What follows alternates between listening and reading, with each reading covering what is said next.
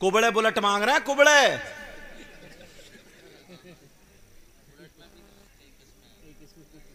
समझे?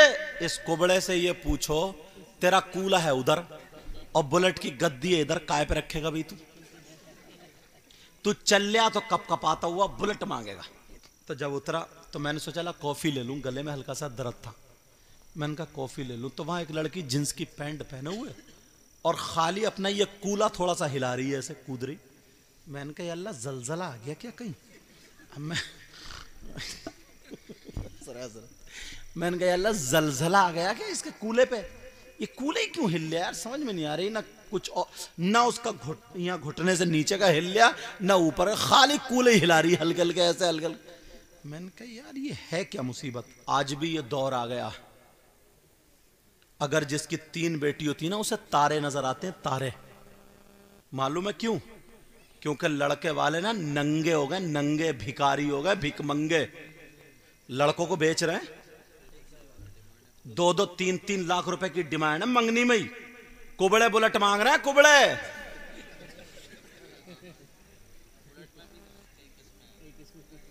समझे? इस कुबड़े से ये पूछो, तेरा कूला है उधर और बुलेट की गद्दी है इधर, काय पे रखेगा भाई? तू चल लिया तो कप कपाता हुआ बुलेट मांगेगा। बस 4-5 बीघे जमीन हो, बात फिर क्या पूछो। अरे जमीन वाला है। अच्छी लड़की करो। हां, कौन ये नहीं चाहता मैं अपनी लड़की को क्या नहीं दे दूं? अगर लड़की नमाजी अच्छी पढ़ ले, उसके बाप ने जो तुम्हें दे दिया ले लो खुशी से, उसकी बात नहीं कर रहा हूं मैं। अगर उसका बाप तुम्हें मोटरसाइकिल दे, कार दे, जो भी जायज तुम्हारे लिए जायज है, लेकिन मांगना, डिमांड करना, मांगियो मत। कटोरा लेके मस्जिद के गेट पे भीख मांग लियो, उसकी बात कर रहा हूं मैं। मगर अब तो गद्दार पैदा हो गए, गद्दार। क्या करोगे? शादियों में जा रहा है, ऐसा जुमला बोलूंगा कि बस आखिरी हद का जुमला होगा। शादियों में जा रहा है, चचेरी बहनों पे गलत नजर रख रहा, मुमेरी बहनों पे, तयेरी बहनों पे, फुपेरी बहन। तू भैया क्या इंसान है तू? जैसे बौराने कुत्ते नहीं होते, बौराने कुत्ते। बाज बाज लड़के ऐसे ही फाय फाय फाय फाय करते फिर रहे, जैसे बौराने कुत्ते कहीं के। अब क्या उम्मीद की जा सकती? तौबा तौबा तौबा तौबा। आप सोचोगे खून गर्म पड़ जाता तो बोल देता हूं माफ करना, मैं तुम्हारा इस्लामी रिश्ते का भाई हूं, तुम्हारा दुश्मन नहीं। मुबारकबाद है तुम लोगों के लिए, तुमने जलसा किया। कुछ बच्चियां भी ऐसी हैं, वो भी सुन ले, इन्हें भी अपनी मां की शर्म हया गैरत नहीं है। ये भी 2-4 लड़की इकट्ठी होंगी, ब्यूटी पार्लर पे गई या घर पे फैशन किया, शादी में आई, मोबाइल लिए बड़े बड़े और खे ऊंची जगह खड़े होकर सेल्फी ले रही है, सेल्फी। ना अब्बा की शर्म ना अम्मा की शर्म। और वहीं जाके खड़ी होगी जिधर से आदमियों का गुजर होगा। समझे? इसको जब तक सुकून नहीं मिलेगा जब तक कोई इसके कपड़े ना देख ले। पहले 200 रुपए की चादर में मेरी बहन अपना जिस्म छुपा लिया करती थी, अब 2000 के कपड़ों में ये लड़की जिस्म नहीं छुपा पाती है। क्यों? पहले कपड़े पहनती थी जिस्म छुपाने के लिए, अब कपड़े पहन रही है जिस्म दिखाने के लिए। जाड़ों के मौसम में भी यहां का खोल लेती है, जिस्म नहीं दिख रहा क्या? तौबा तौबा तौबा तौबा तौबा तौबा, ला हौला वला कुव्वता इल्ला बिल्लाहिल अलील अज़ीम। हमें और आपको सुधरना होगा। क्या खत्म कर दूं क्या? तवज्जो है क्या? टाइम बताइए क्या हुआ हज़रत? क्या हुआ बेटा? 1:30 बजा। अभी 1.5 घंटा तकरीबन हो गया मुझे।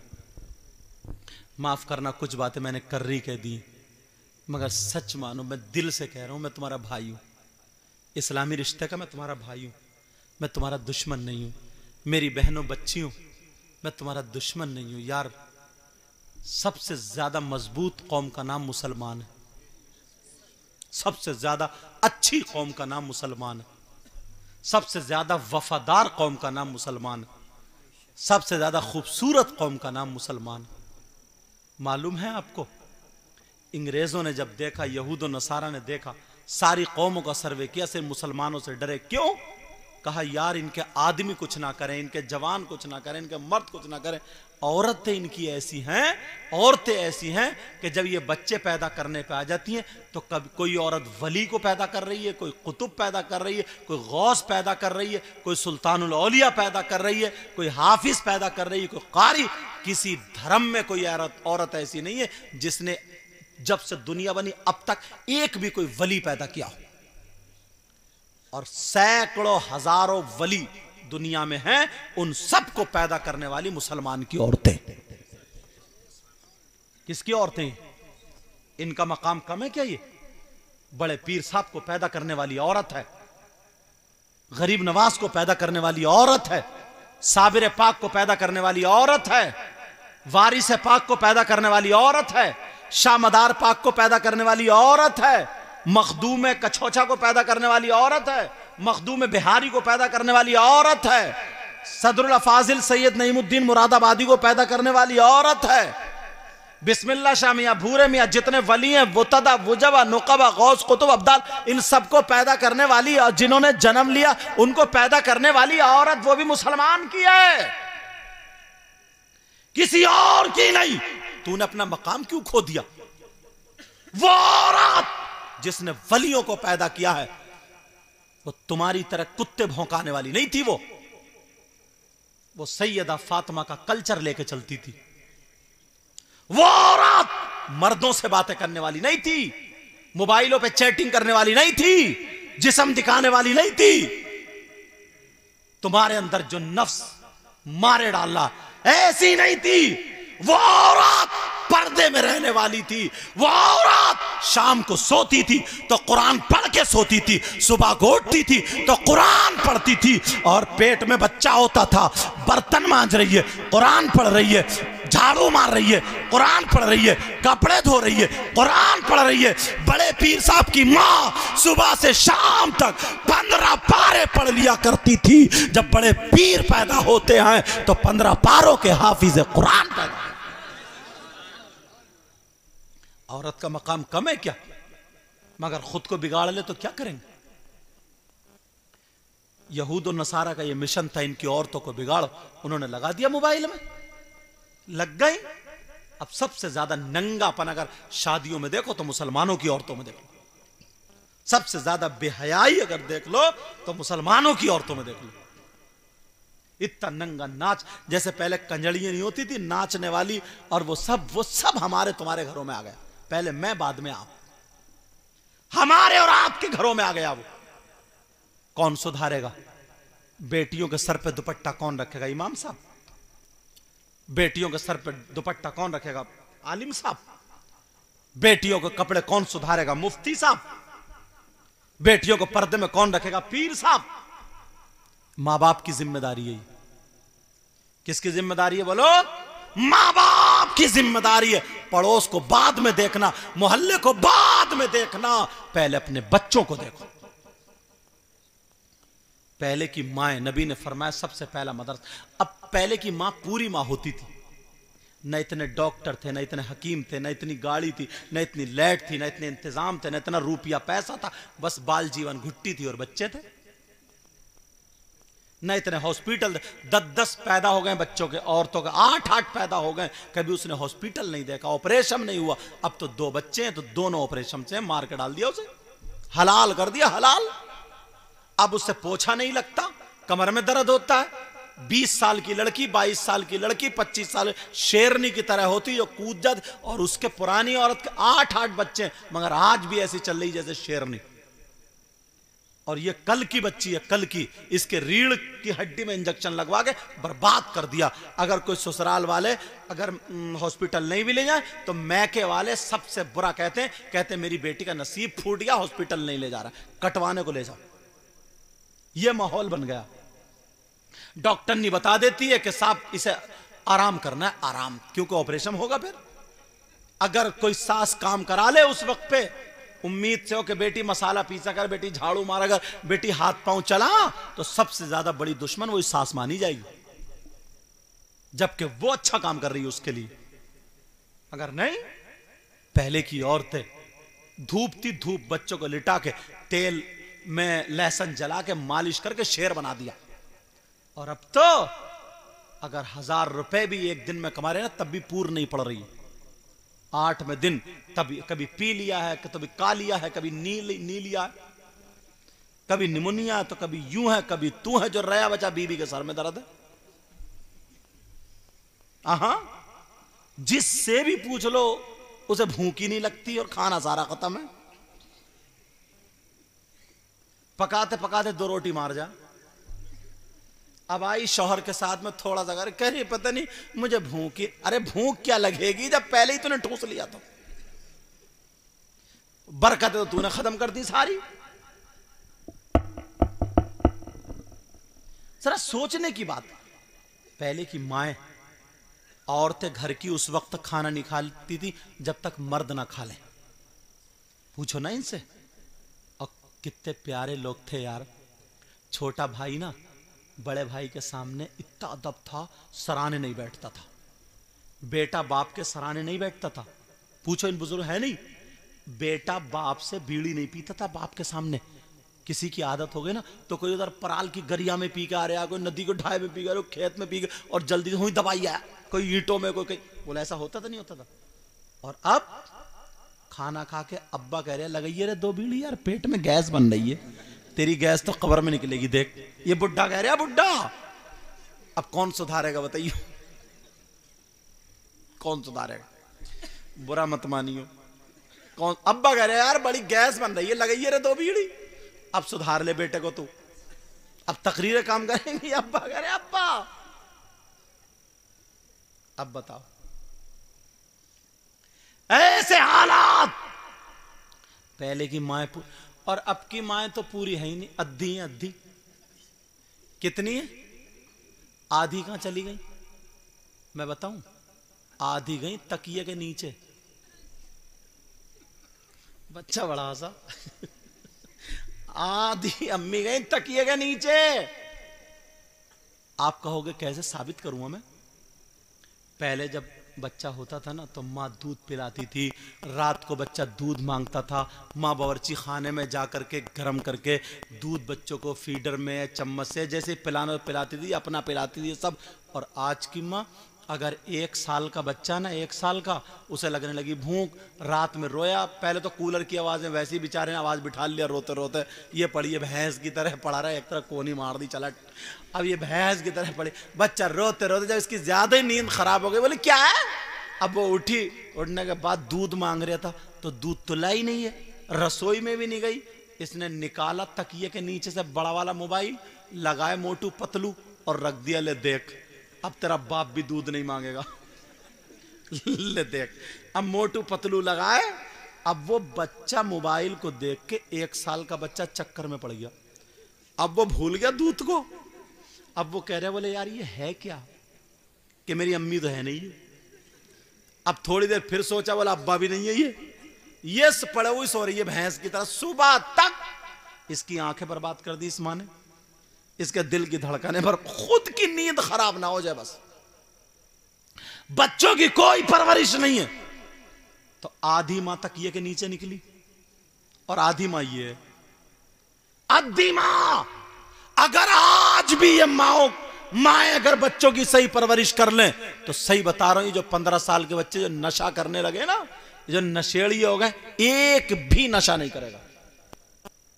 अगर ये मां रोटी पकाए तो दुरूद शरीफ पढ़ती हुई पकाए, बर्तन मांजे तो दुरूद शरीफ पढ़ती हुई मांजे, आटा गूंदे कुरान की आयत पढ़ रही है कभी बिस्मिल्लाह, सब्जी काट रही है बिस्मिल्लाह, पूरा खाना पढ़ रहा, पूरा खाना जब दम हो रहा है, इसके हाथ का खाना अगर अब्बा खा ले तो वो भी ठीक हो जाता है, बेटा खा ले वो भी ठीक हो जाता है, बेनमाजी खा ले वो भी ठीक हो जाता है, इसके हाथ का दम किया हुआ खाना जो भी खा ले वो ठीक हो जाता है।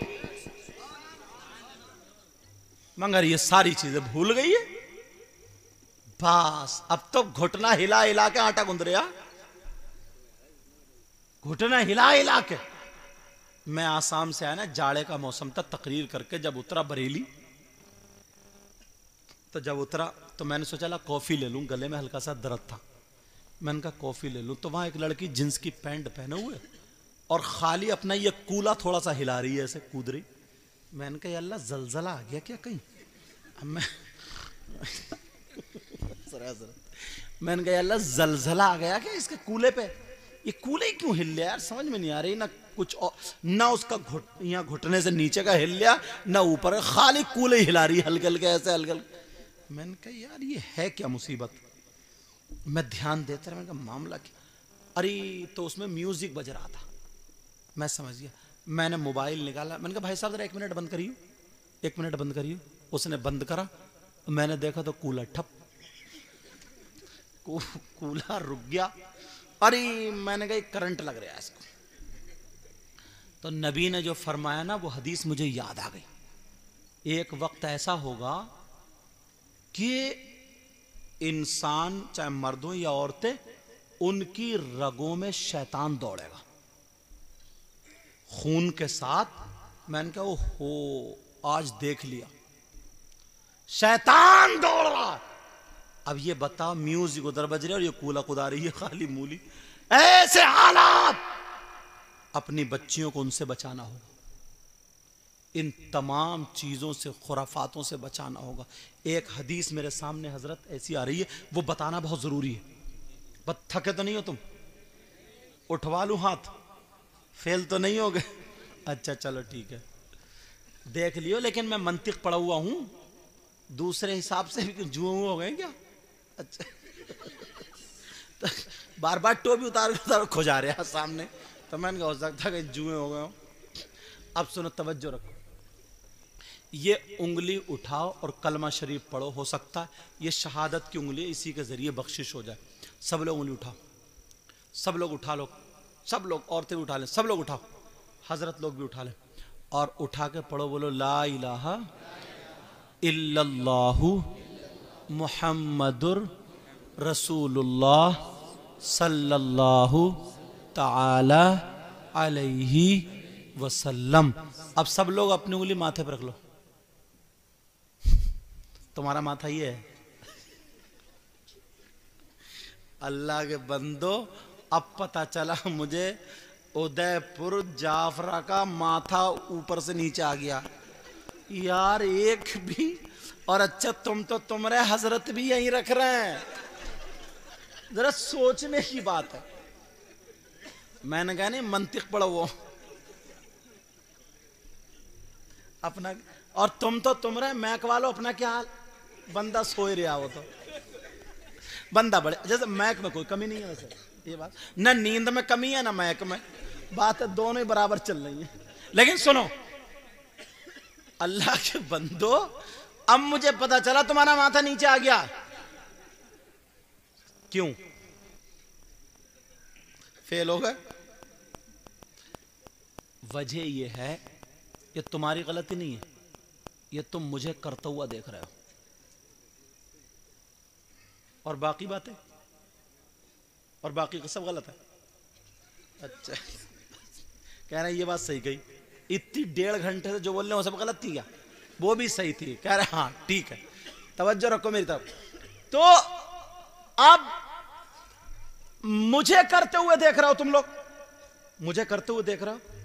तुम लोग पढ़े लिखे हो, समझदार हो, मैं मैक से बोल रहा हूं, हजरत भी पढ़े लिखे हैं, सारी बातें हैं, मैक से बोल रहा हूं, मगर तुमने एक ने भी नहीं सुनी, सिर्फ मेरे अमल को कर रहे हो। अगर मैं यहां रखता तो यहां रखते, यहां रखता तो यहां रखते, यहां रखता यहां रखते। जो मैं कर रहा हूं वो तुम कर रहे हो। अब तुम खुद बताओ, इन माओं के अगर अमल अच्छे नहीं होंगे, तुम्हारे अमल अच्छे नहीं होंगे, तो तुम अपनी औलाद को चीख चीख के कितने ही कहते रहो, तो ये मानेंगे? ये भी वही करेंगे जो तुम कर रहे हो। क्योंकि जब मुझे करते हुए देख रहे हो तुम, अगर ये मां दुपट्टा नहीं ओढ़े और ये कह दे बेटी दुपट्टा ओढ़, तो ये नहीं कह दे कि तुम तो नहीं ओढ़े हो। वही करेगी जो करते हुए देख रही है। जब मां खुद इतना मेकअप कर रही है, जब मां फजर में नहीं उठ रही है, तो बेटी कहां से उठेगी? खाली हंसाना ही मकसद है, सबक देना मकसद है। तो इसलिए अगर औलाद को सुधारना है तो पहले हमें और आपको खुद सुधरना पड़ेगा। मुझसे वायदा करते हो सुधरने का? नमाजों की पाबंदी करोगे? बुराइयों से बचोगे? बोलो।